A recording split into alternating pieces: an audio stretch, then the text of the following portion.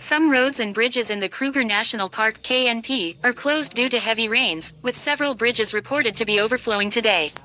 Lovelder reports all gravel roads in the Satara Camp area are closed. Dirt roads in the Kingfisher Ranger Station area at Orpin, including the S82, S128, S30, and S122, have washed away between De La Porte and Skakuza Bridge. The low-water bridge over the Sand River at Skakuza is closed due to overflowing, and the Skakuza Airport is only accessible via Shalati Lodge Bridge. Motorists in Mpumalanga urged to be cautious when driving in unfavorable weather conditions.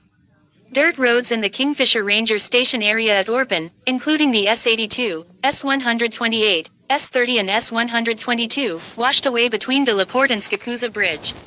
The low-water bridge over the Sand River at Skakuza is closed due to overflowing. The Skakuza Airport is only accessible via Shalati Lodge Bridge.